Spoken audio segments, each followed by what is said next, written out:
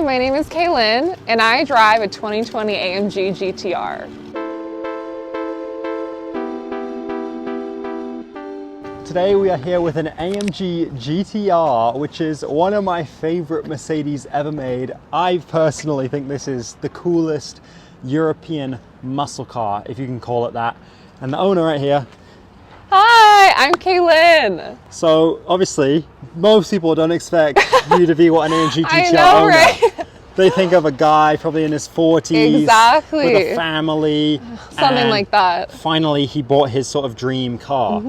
Obviously, people immediately want to know, what do you do for a living? I launched a clothing company when I was 17, and now I'm the creative director of it. And what's the clothing company? It's called TK. It's a equestrian athletics line, and we're one of the biggest in North America. So that's like horseback riding? That's, clothing. yeah, horse girls. We love the horse girls. What's the reason that you bought this car? I bought this car because, of course, I love horsepower, and I wanted the most European American car. And this was that? And this was that. What is it that you like about cars?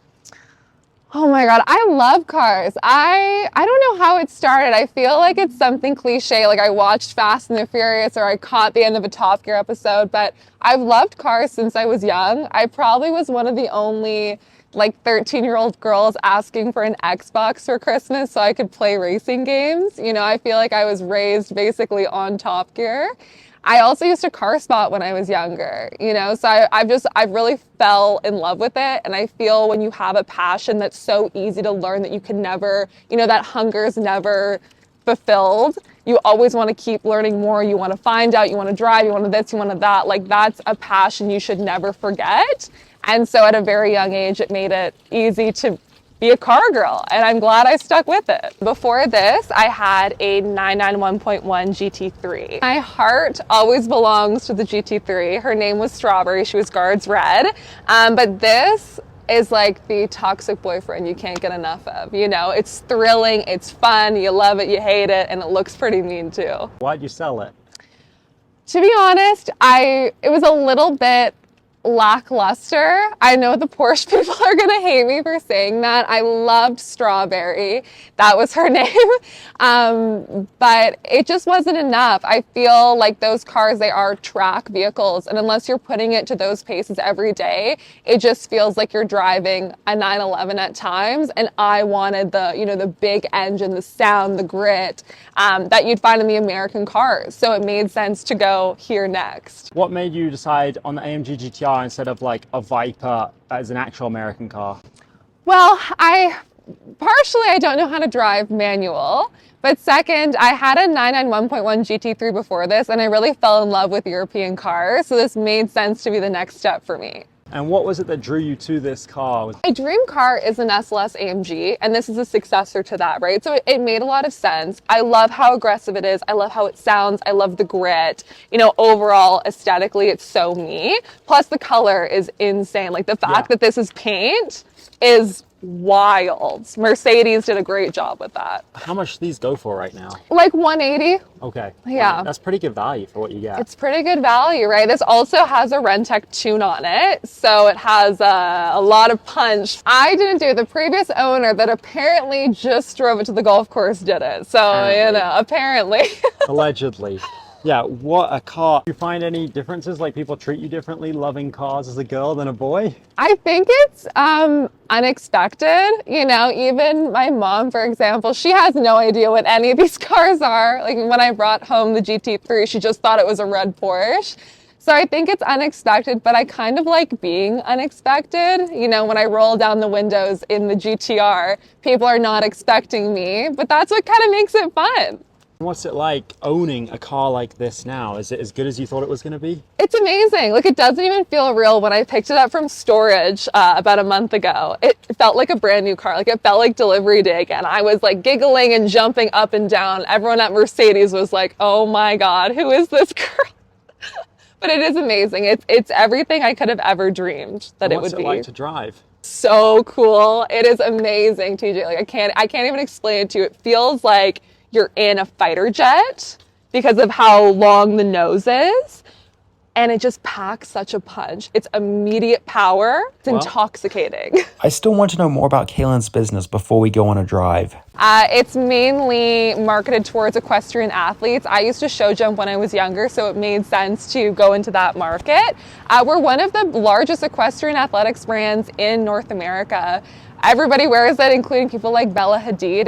It's literally the it girl brand. It's really cool to be part of it. So how did you get into starting a clothing company which enabled you to buy this car? So long story short, I was riding throughout high school and I was trying to figure out what I wanted to do for university.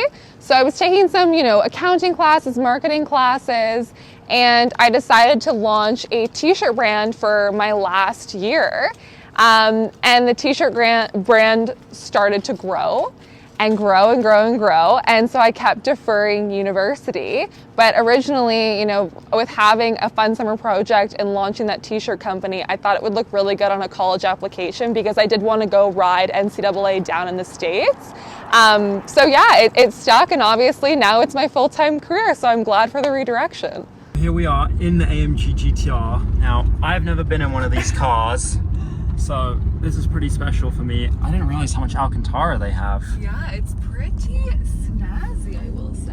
And you've got decent storage back there. You can actually fit a set of golf clubs in here. So if you're an avid golfer and you need a sports car, I may know one. It's perfect hatchback. They definitely did that on purpose. Oh, 100%. That was definitely target market, people that play golf.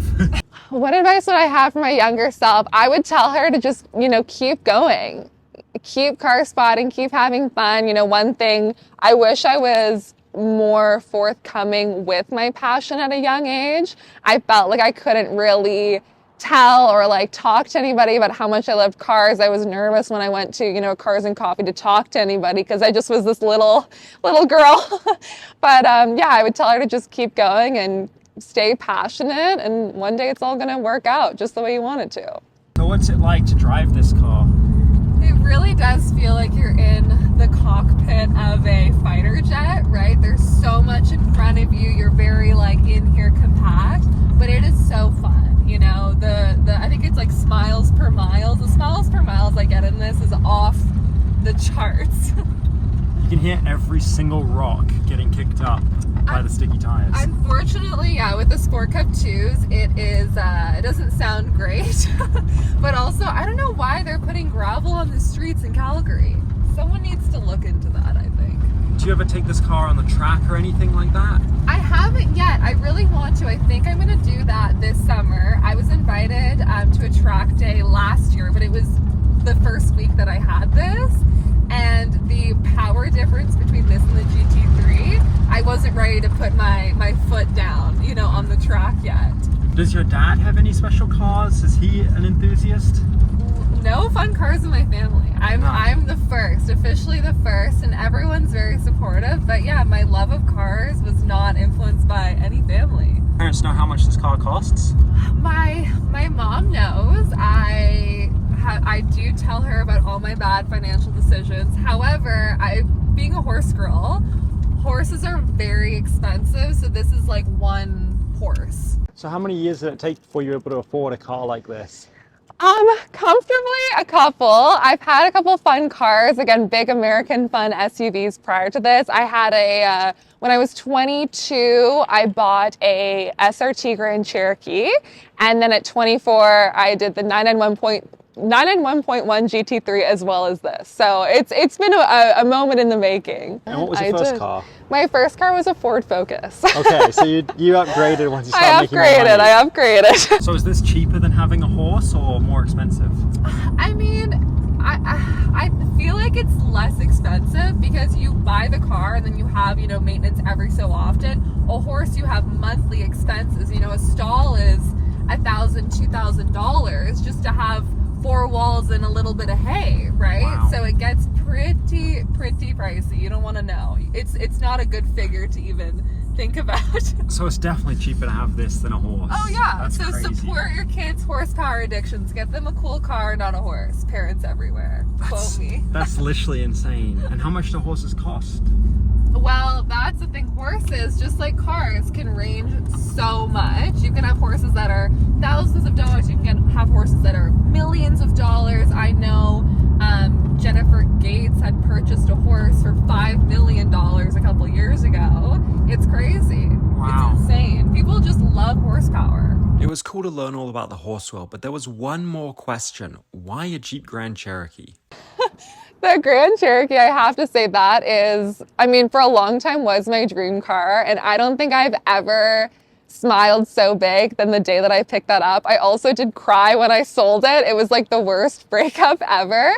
I think going into the dealership to buy that one, nobody expected that the 22-year-old blonde girl would be asking for a SRT Grand Cherokee.